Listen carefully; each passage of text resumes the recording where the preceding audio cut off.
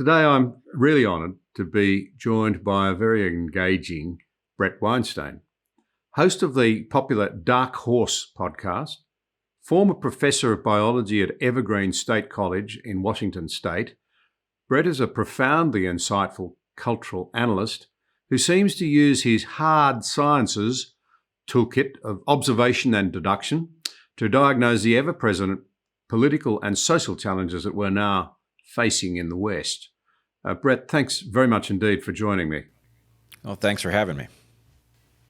I didn't want to go into it too much in my introduction, but you first sprung to international prominence when you took a stand against what we might call reverse racism at your former college, Evergreen State College.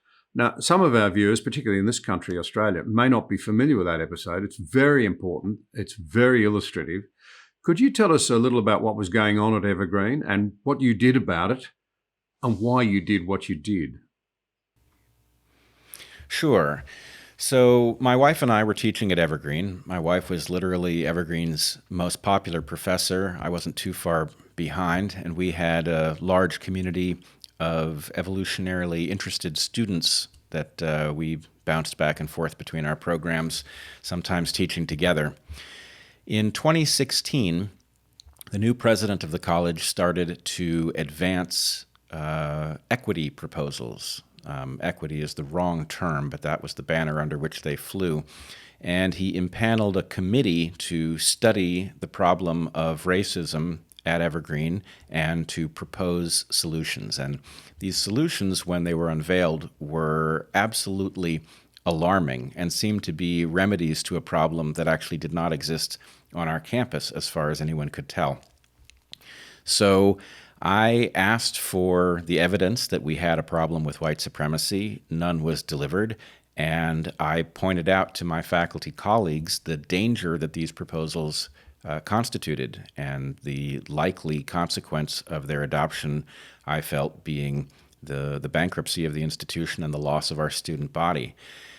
When I pointed these things out, I was portrayed as a racist, and in May of 2017, a protest was organized and erupted at my classroom, very much by surprise to me. 50 students I had never met protested my stance against what was called the Day of Absence, which was a proposed day of racial segregation, strongly backed by the college administration.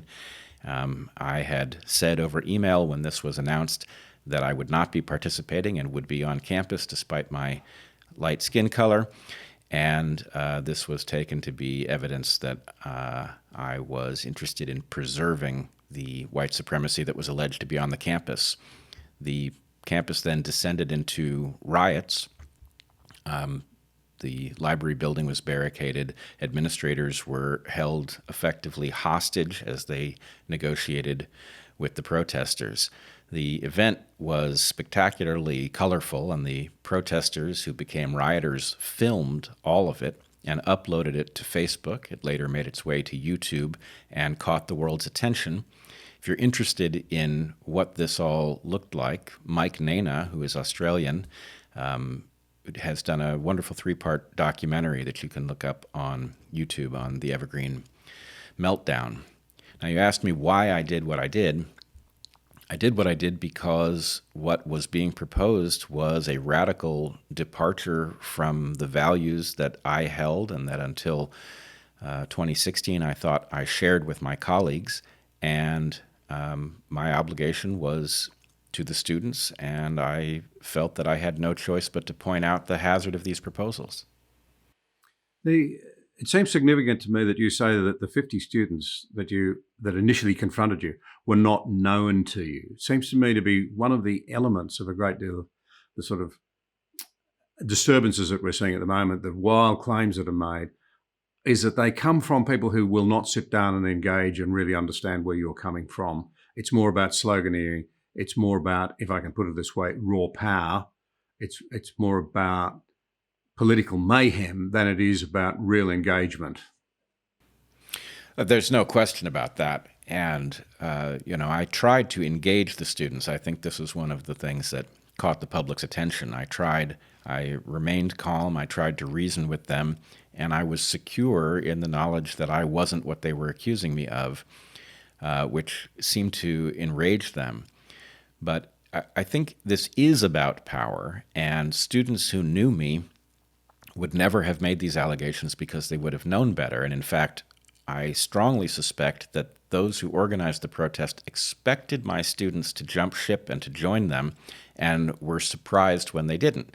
But the fact is, the way I had taught left no doubt in the minds of people who knew me that I didn't harbor the bigotry that I was being accused of, and that this was really a protest of convenience rather than conviction.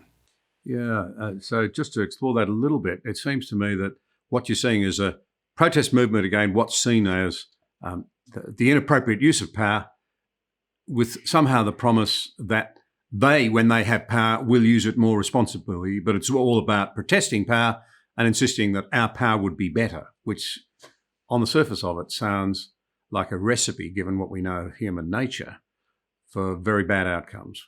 Yes, I mean, it's preposterous that we're going to have to discover that these things are once again false, because it's completely transparent. People respond to incentives. Once you establish the ability of one group to dethrone another group simply through accusation, it will of course be adopted by bad actors. And in the case of Evergreen, it was very clear. You had a lot of people who were confused about what they were doing, and a small number of people who knew full well what they were doing, and the combination did wield a lot of power. But the chances that it was going to result in an improvement to the college were zero from the get-go. Yeah. So, Bret, to change gears a little bit then, and to start to explore some of these issues, I think it was your own brother, Eric, who coined the term the intellectual dark web. And I'd be interested in some exploration of what the dark web is. The Guardian, for example, apparently claims that it's a sort of drug gateway, if you like, or a kind of gateway drug to the so-called alternate right. But I would have thought that would be something that would rankle with you, because you do not see yourself as right-wing or left-wing. And then I'd love to talk to you a bit more about whether those terms are even relevant anymore, frankly. But here are these claims that you're associating with a movement that is somehow or other something that you are not. So what is it, or was, the dark web? And how is it distinguishable from, say, the mainstream media? Well, first we have to distinguish the dark web from the intellectual dark web, because the dark web is an actual phenomenon in which it's basically a black market on the internet, a legitimate. It is the business that takes place there is largely illegitimate, but it is an actually existing network of people exchanging money for various things.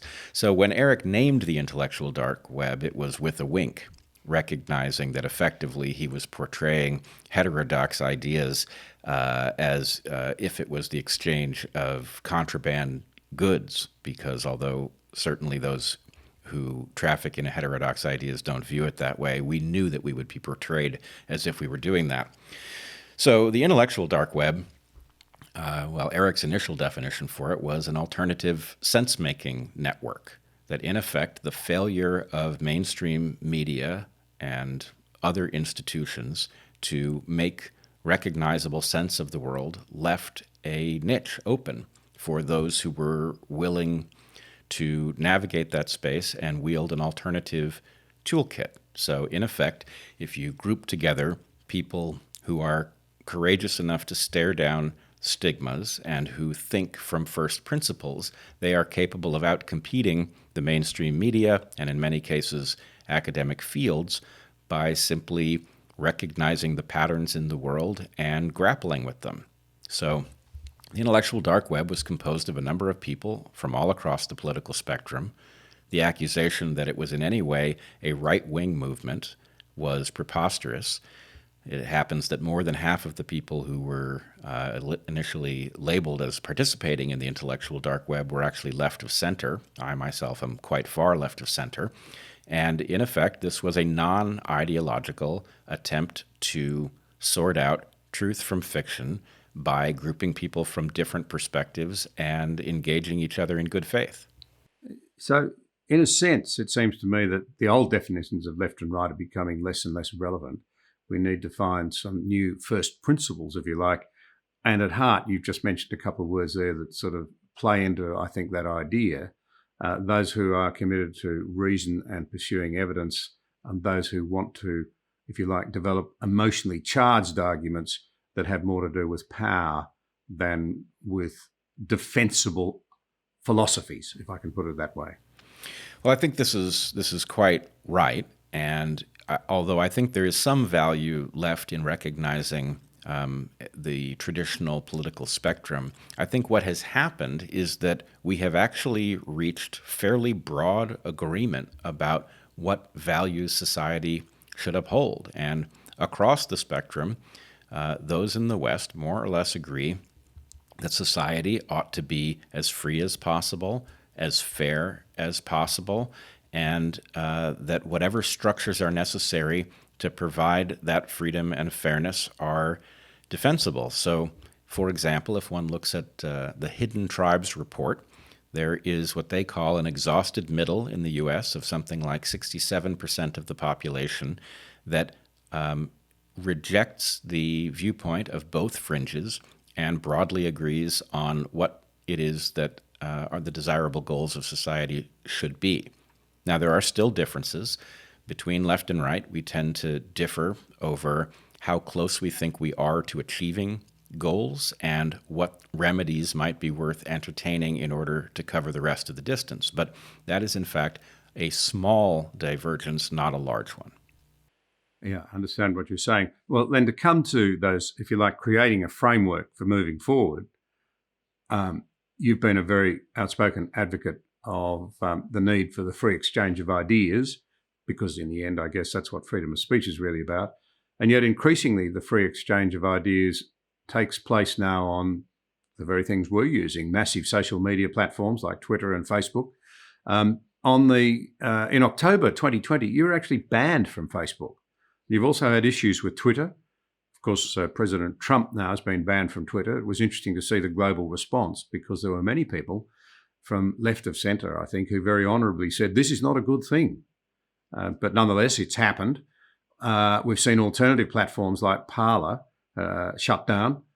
Last year, you tweeted, I thought very significantly, social media platforms, I'm quoting here, are innovating a new totalitarianism. The key, selective enforcement of vague rules triggered by user reports. Now, totalitarianism is a strong word. Would you distinguish between the hard totalitarianism of a Stalin or a Mao and a soft totalitarianism that may be emerging in the West? Would you make a distinction there? Oh, absolutely. The purpose of totalitarianism is basically the concentration and maintenance of power.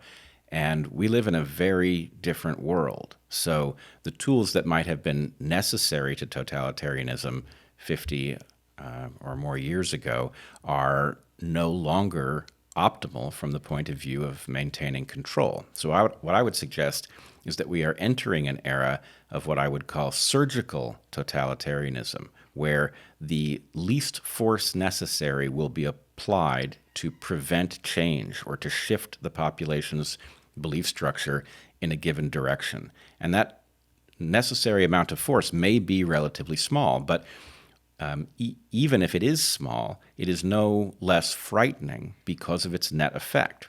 When we have to change, and I would argue that we do have to change, the ability to frustrate that change by punishing a tiny number of people or eliminating their ability to reach an audience, that may be sufficient to do it. And it frankly exposes us to incredible danger that processes that we need to end will continue until it's too late. So it seems to me that it's legitimate to be concerned that the media and online platforms both, we see it certainly in my country, and as an outsider looking at America, these things seem to be at force. They're coming perilously close to seeing their role, their job, if you like, in terms of determining what we may and may not think and say, even to the extent of seeking to manipulate democratic outcomes. There seems to be a bit of a scorn there for the view of, well, perhaps I could put it this way, that 67% in the middle who don't share what some might call elite views. In America, they might say East and West Coast views. In our country here, they might say the people with the megaphones. Yes, I think it actually comes down to the use and abuse of the term the right side of history. Now, I find the right side of history is a very useful concept. We can look back at episodes from history and recognize that people in them may have been divided over which side they were on, but that we, with the benefit of hindsight, understand one set to have been simply in the wrong. Now, the problem with that is that looking at the present, it is not always simple to determine which the right side of history is, and the temptation to grab the mantle of the right side is ever present. So what we effectively have is the arrogance of, at the moment, especially the blue team, those aligned with the Democrats in the U.S., who believe that they are so correct about the state of society and the direction in which we should move that they effectively have the moral authority to stamp out alternative opinions. And nothing could be more frightening, because not only are the people in charge of deciding what the acceptable opinions are utterly fallible, and not only are the issues in question incredibly complicated, but the corruption of the system is absolutely out of control. So we have a system of perverse incentives that cause things that are absolutely hazardous to the public to be advanced in ostensibly in the public's interest. And we simply have to have a place where we can discuss what is occurring, what is correct. We have to be able to advance heterodox ideas and defend them rather than have them ruled out from the get-go. And if we don't have that, then we will most certainly suffer repeated instances of self-inflicted wounds and avoidable catastrophes that we will fail to avoid. This to pick up this idea, Bret, that you've touched on there of this arrogance of believing that you're absolutely right. Again, common to all Western countries, but as a great admirer of America who still looks to America to lead the free world and to defend liberal democratic values, we see this massive polarization, and an incoming president who makes a very fine speech about the need to repair the polarization, bring people back together. But what worries me is that, in fact, by rapidly repealing everything that Trump did, by, if you like, not going out and seeking, unless I'm missing something, to actually hear what people in those red states are saying. Why did so many Americans, they can't all be terrible people. To suggest that they're all deplorables is to say that huge chunks of the American people are just unworthy, that they're deplorable. And to not seek to understand why they have a different perspective, to hear what they've got to say, to at least extend to them the respect, surely, that is due them as American citizens, risks, does it not, just locking in that very dangerous smugness that alienates so many people that you end up with the very thing you say you're against. A whole section of the community that is just so anti the establishment, feels so locked out that they will not come back inside the tent. Yes, I think this is absolutely inevitable, and that in effect what we are watching is a president who has embraced the idea of unity but is wielding it as a weapon. And I very much hope I'm wrong about that. I believe unity is going to be key to America finding its way again. But at the moment, the danger is that excesses will be tolerated so long as they are wrapped in the banner of unity. Now, as far as the divisions we have, and some 70 million voters who are viewed as insubordinate and un-American by the new ruling establishment, this is a preposterous notion. I can tell you, as somebody who comes from the far left, that after the incident at Evergreen, I was widely embraced by people on the center right. So I know a lot of folks who do not view this blue wave as a great relief. And the things that are typically said about them are simply not true. These are not racists looking to preserve white advantage or something like this.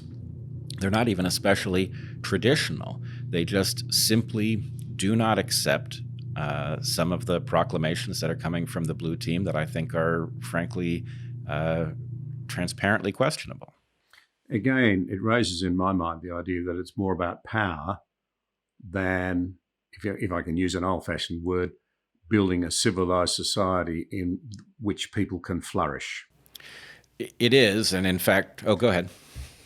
No, well, I'd be interested in your views on that. The objective ought to be, I think, wherever you come from politically, if you're a civilized human being, that's a word people don't like much anymore, but I'm going to use it anyway. Surely the argument should be around how do we create a society in which the greatest number of people possible can flourish, reach their potential, enjoy their lives, pursue, in the American word, happiness. It just seems now that so much of it is about a struggle for raw, ugly, demeaning power, the very thing that democracy was designed to rein in. Yes, I would agree with that diagnosis exactly, that it ought to be our obligation to deliver as many people a liberated, pleasant, freeing life in which they can do meaningful things. And the struggle for power, which is inherently a limited resource, has caused reality to be bent by both sides, frankly. And one thing I've said that so far has not been widely accepted in the West, but I nonetheless believe is central, is that corruption is at the root of our problem. Donald Trump was a symptom of corruption, as is the widespread unrest that led to the BLM riots this summer. There is a widespread, widely held view that something is wrong, that the system is rigged, and I think it's correct. Now, the fact that people who believe that latch on to false notions of what it is that is causing the dysfunction is perhaps inevitable, but that we are divided is really about two cynical parties battling for power and using the public good as a tool and a weapon. So that's the way it looks from the outside. And in my own country, we need to heed the warning signs, I think, because I think we've not reached that degree of polarization. And part of my life objective, for what it's worth, is to try and play my little bit to say we shouldn't put ourselves on a path where we continue the drift towards more and more polarization. Part of that polarization, though, and that feeling of being shut out, has produced something that I think is remarkable. And they're the very popular shows like, the sort of podcast shows, the Joe Rogan Experience, your own Dark Horse podcast, the Ben Shapiro Show.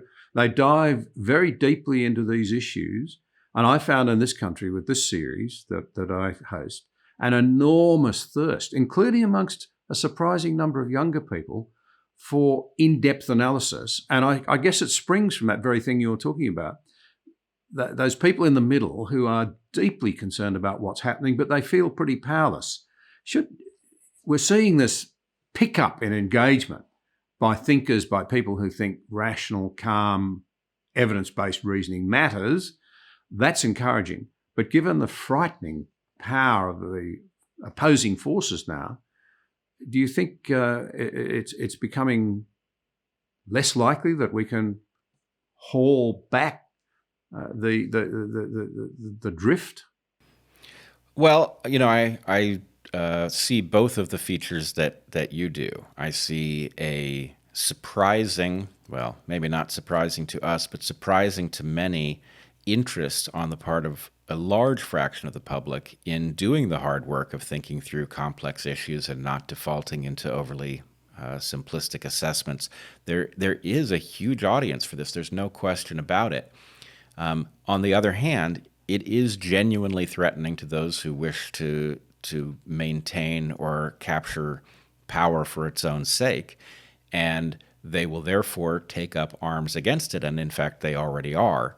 So what frightens me most in the U.S., and I think it's really a general problem across the West, is that the freedoms that are, for example, so well delineated in the American founding documents are not built for an environment in which the public square is now living on private servers. So the ability of tech platforms, for example, that align with one of the parties politically to banish people who voice ideas threatening to them under false pretenses, that power is immense, and their willingness to wield it is quite clear. So, in the U.S., people will recognize that in the aftermath of the insurrection at the Capitol, there was a wave of banishments from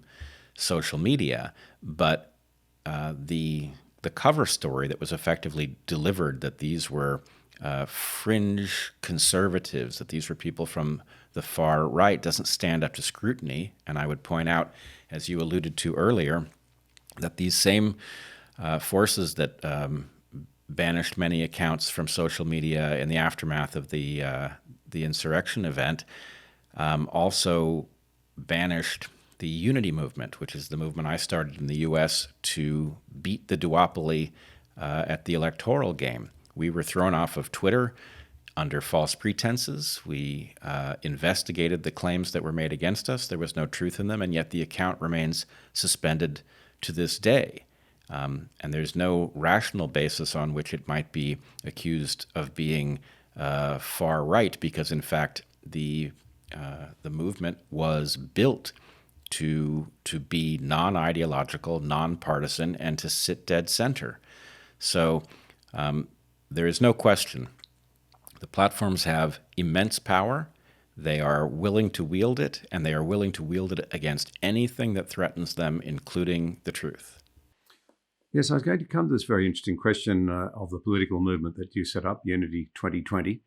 Can you just tell us a little bit more about it, Bret? And you plainly saw the failings on the part of the two major parties.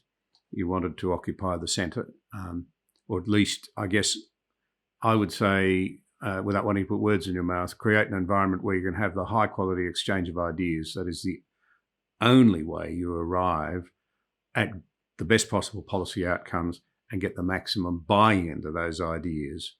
And I assume that's where you were trying to position yourselves. Can you tell us a little more about it and where you see it going now? Yes. So the proposal, the Unity 2020 proposal, involved taking two people, one from the center right, one from the center left, pairing them on a team.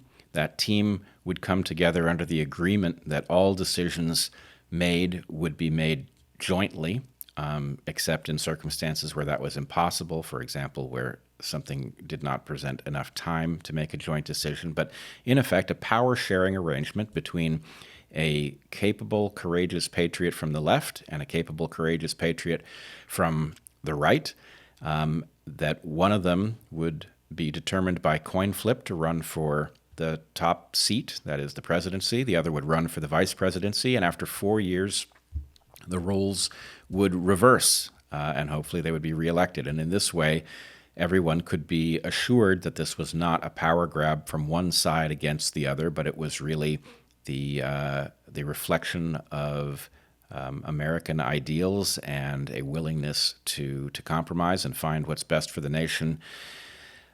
So in any case, that created a stir. I think there's some possibility that the success of the term unity in gaining people's attention and raising their interest may in fact be part of what spurred the Democratic Party to embrace this term, what I would say is cynically, in the run-up to the election and in their publicity since. But we did run into several different obstacles. One of them was that the tech platforms were not interested in any challenge to the duopoly, and in the end, they allowed our detractors to trigger mechanisms that got us thrown off the platform, even though the accusations were simply false. The other thing we ran into was fear by people on both sides that there was no freedom to depart from their official party ticket without empowering the other one. Now, we structured the proposal to minimize the chances that we could have a spoiler effect on the election. But nonetheless, Americans have been so trained that the only choices that they are allowed to make are major party choices, that they were slow to recognize that the plan had a built-in immunity to the thing that they feared. And talking of unity, COVID, it strikes me as very interesting and concerning that one would have thought a common enemy like COVID might have pulled the American people together. In fact, from where we sit, it's not immediately obvious, I'd have to say, that has been what's happened. What do you think the whole COVID experience has said about modern America as opposed to the America that has pulled together so effectively on so many issues, but including of a global challenging nature in the past? Well, I think it's revealed some very unfortunate things. In fact, it's revealed that some American strengths created a vulnerability in this case. But I would put the revelations in two categories. One, there's something about the basic American character and our desire to champion freedom as our highest value, something which I believe is legitimate, that upended us because incursions on freedom, which were necessary to control the virus, were viewed with suspicion, in part because they were wielded by a government that people don't trust. So that caused us to shoot ourselves in the foot, more or less. We have a much worse problem with COVID than we should have had, because the issue, instead of galvanizing us, which I agree it should have, polarized us, and both sides used the matter for political advantage and signaling. And this caused us to waste valuable time, to misplay the epidemic such that many more people got sick than would have. And to this day, it is hampering our efforts to control the virus, which is going to have negative impacts on the world. Yeah, there's a sense in which, this might seem a long bow, but I think of the America of the past, the America that has taken such a global leadership role since the end of the Second World War. The magnanimity towards opponents, the recognition that you win people over by reaching out rather than by clobbering them, has had a great deal to do with the fact that we've had, really, people seem to contest this, but years of peace, relative peace, and progress. The number of people globally that have been lifted out of poverty, that have enjoyed more political and personal freedoms and so forth, has a lot to do with what happened after the Second World War, when, having perhaps learnt the lesson of the stupidity of the way in which the Allies dealt with a defeated Germany in 1918 after 1945, just to think of, to highlight two examples, the extraordinary way in which America set out deliberately, intentionally, cleverly and wisely to win Japan back a place, if you like, at the table of nations, and is now a great friend and ally. And then you think of the Marshall Plan, a smashed Europe, and America still dealing with very, very large debts and fallout from the war itself, finding $13 billion at the time to rebuild Europe, attached wisely the right strings. This money is available if you break down your trade barriers, if you do this, if you open up, if you reform, and it all happened. That was an example of, and par excellence, if you like, of magnanimity towards those who had been your enemies. That seems to have completely gone out of the door in this power struggle that we now see between opposing forces. that bigness of spirit, that generosity of spirit, that wisdom? Yeah, I think we have lost sight of our greatest strength, and we have defaulted into a much more cynical, much less capable prior mode in which we view our enemies as inherently defective. And in fact, we all too easily view them as something less than human. It is in fact a property that people have before they go to war on another population or commit genocide. So we have begun to view even our political enemies within our own nation as so broken as to be not worthy of standard human dignity. And it's a terrible error. I would also say it is the result of a very corrupt and cynical political process, one that does not proceed from the basic premise that we have more that unites us than divides us, and frankly, that we have more to lose in being divided than we have to gain. So that is to say, if you have different corporations having signed up with different political parties battling for effectively market share, they may not view the long-term well-being of the United States as important. It may be a secondary concern, but to Americans, it ought to be our primary concern. And viewing other Americans with generosity, and indeed, as you point out, viewing others around the world with that same spirit is a great strength, and it's one that we should return to as quickly as possible. I can only say, as somebody from an allied country, the sooner the better. We need you. I don't think we can put it any other way.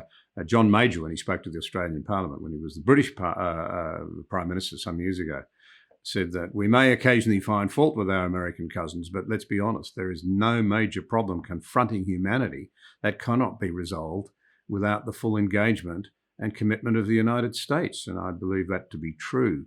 So I must say that I'm one who shares the views that you've just put. Let me come to the issue of conspiracy theories. We've heard an incredible amount about that lately. And I think you've said quite a bit about it yourself. Arguably, I guess they arise because traditional media is, really, I think, thrown away its trustworthiness in the eyes of a lot of people. But it's also because there's information overload from the internet. There's a lack of gatekeepers. Perhaps, and you come from an academic background where I understand you had a very interesting and effective way of communicating and teaching your students. Perhaps now, though, there is a lack of critical thinking. Given that conspiracies do happen, we know they happen, the problem becomes, how do you tell the difference between a plausible and a genuinely worrying conspiracy and something that's really more related to incompetence or, to use a vernacular, a stuff up? Because it's pretty important stuff. I've met intelligent and reasonable Australians that I respect who believe there was a conspiracy to rig things in the recent election in America, in this country. So how do we understand which conspiracies do you think, Bret, we need to take note of and be worried about, and which we can consign to the rubbish bin? There's several tools that we need available to us. The first one you mentioned, which is the recognition that collusion is not uncommon, and therefore the simple fact of wondering whether it has taken place is not evidence of a mental defect. So collusion is natural. But the second thing to realize is that when collusion happens, it automatically comes with an attempt to disguise itself. And therefore, the normal tools that we would use to detect what the nature of some pattern we are looking at is and what its cause might be, those tools are often not functional because those who have colluded will have organized evidence so that we will reach a wrong conclusion and fail to see their role. So, in effect, Occam's razor, although it would work if we had all of the information, is gamed by those who would collude. But I would argue that actually the most important tool at our disposal is simply the scientific method and the recognition that the term conspiracy theory itself is a weapon used to dismiss those who wonder about the explanations for certain events. And there is no reason that we should be using conspiracy theory, because the word theory means a hypothesis that has withstood test. It is not the notion that something may have taken place. The notion that something may have taken place, if it is testable, is a hypothesis inherently. And so what I do is I use the term conspiracy hypothesis. And what that means when I say conspiracy hypothesis rather than conspiracy theory, what I'm intending to imply is that the toolkit that one uses to evaluate these different explanations is well understood to us. There are shelves in your college libraries dedicated to the philosophy of science, and that is to say, the rules of engagement for evaluating competing hypotheses. To put something in this modality, to describe something as a conspiracy hypothesis, is to invoke the standards by which it is to be properly judged, and it is also to say that the fact that one considers a given explanation does not rule out the consideration of others. A person can simultaneously entertain multiple hypotheses. In fact, that is what science invites us to do. So I would suggest that all who are interested in looking at explanations for events, some of which are straightforward and some of which may be nefarious, you should sign up for the scientific toolkit, and that means that you are obligated to its standards rather than leaping to the last page and assuming that you've diagnosed the problem and falsely granting the notion the label theory. So far, so good. I understand exactly what you're saying and its importance, but then you and I both run into a snag. The reality is that a lot of what is now happening is quite profoundly anti-reason, anti-science, even scornful of Enlightenment values. I recently talked to Helen Pluckrose and James Lindsay about their book, Cynical Theory, and they highlight the fact that postmodernism rejected not all of the great theological worldviews, the great political worldviews, including, funnily enough, the very Marxism, the cultural version of which I think probably largely drove postmodernism, but also the Enlightenment, science, reason, and modern thinking.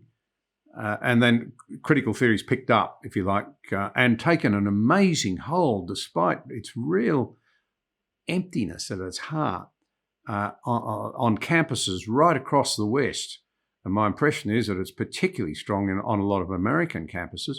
So you've actually got people who say, no, science won't provide the answers, don't go to science.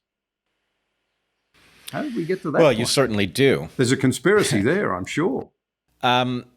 Yes and no. There may be collusion, but I think there's a simpler explanation that is at the core, which is we unfortunately, and this might be another American defect, we embraced the idea that market forces were the right way to administer science. And those market forces, in fact, upset the delicate balance. They disrupt science. And so much of what we call science now is really the product of science departments. It's the product of people with scientific degrees, but it does not follow the scientific method, and it should not carry the same power in our minds. So if you want to dethrone the postmodern movement and all of its outgrowths, which we should, because it is simply about power and it does not have the ability to navigate difficult problems of the kind we face.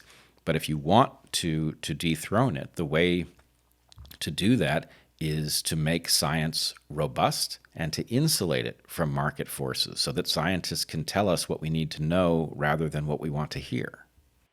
I understand that, and that's a very useful set of insights. Can I just pose to you the question that we need more than just information, though, and reason to guide us? We actually need hope. We need philosophical underpinnings that make us believe that it's worth getting out of bed that we ought to be doing the right thing by our community. We ought to be honest about ourselves and striving to be our best. In a struggle for power, those things seem to be jettisoned. So can I ask you, as we draw this to a close then, you've given us an idea of what we can take out of good science, properly applied reason, if you like. Where, in your view, can I ask you, is your perspective on what we might believe about ourselves if we're to find a sense of hope and a sense of unity for young people in an age when, as Jonathan Haidt puts it, we're raising our children to believe that life is actually a battle between good people and bad people. We're drawing the dividing line between good and bad in the wrong places all the time, and identity politics is both a product of that and an accelerant of it. I would argue that science is necessary but not sufficient. That in effect we are looking at moral obligations which cannot be derived strictly from scientific conclusions. So we, of course, are in a serious pickle if what the scientific establishment delivers us is something that isn't factually based. But even in the case that we have a factually based explanation for things, we need to go further. And you're right, it's somewhere in the neighborhood of philosophy. But I would also point out that because of the vulnerability of a overly market-focused scientific process, the niche is open for those who are seeking power to exploit effectively a narrative gap, that what we could understand about ourselves and what I think we would realize if we had a more robust understanding of who we are, how we got here, what its implications are for modern life, the absence of that robust story is leaving people to paint pictures which place them at advantage. And the truth is, we are incredibly lucky to be here. We are incredibly lucky not only to have the ability to wield power in our collective interest, but we have minds that allow us to understand meaning, to recognize each other's humanity as similarly important to our own, and we are therefore capable of fantastic feats of compassion and insight, and we are capable of recognizing the sobering responsibility of not wrecking the place and thereby denying it to future generations of people. So I want scientists at the table. I also want artists and philosophers and humanitarians present so that we can recognize what a marvelous and awesome responsibility we have, and we can live up to it. Well, one great thinker, the Frenchman, referred to humans as the glory and the scum, and I think there's something to be said for being humble enough to recognise each of us that we're flawed, and big enough to recognise the bigness in others, and find some recognition of the intrinsic value of the lives and the freedoms of those around us as well as our own. But Bret, I admire your courage. So many academics have folded when they should have stood for truth and for decency and for proper discussion. You did not, and you continue, I think, in an incredibly decent and dignified way to argue the case. So I just salute you and thank you enormously for the inspiration that you provide. And again, you see, here's the point. We don't have to 100% agree to admire those qualities and to say, I need to engage with those things, and we need to find the common ground and to build on it. And that's what's so lacking. And I think you've really powerfully reminded us and continue to remind people with the work that you do of the need to restore that balance. Well, if I can say one thing to your audience in particular, you said several times in our discussion that the world was looking to America to remember who it is. And I feel this keenly. I think we did pioneer something marvelous, and there is a reason that the West is as powerful and dynamic as it is, because what the United States pioneered was truly special. The problem is we Americans have forgotten what it was, and I'm very much hoping that Australians and others can help to remind us, because there's a lot in our character that looks like Australia's character, and if you can help us to see where the better angels of our nature have gone, I think it would be a tremendous service to the world. Well, Bret, again, thank you. And I draw some comfort in terms of those remarks, because Australia is not a huge country by American standards. But I did see a survey the other day that said that the Americans, more than any other people on earth, regard the Australians as the most likable and decent and trustworthy anywhere else. So from this Australian to you as a very fine American, I just say all power to your right arm as you seek to be a civilizing influence. Sorry to use that old-fashioned word, but I think it's a very powerful one. Well, I'll take it. Thanks so much. I really appreciate the opportunity to talk to you. Thanks, Bret. Thank you for watching this episode. We appreciate your support. If you value vital conversations like this one, be sure to subscribe to the channel there, and also click the notification bell to stay up to date with new releases.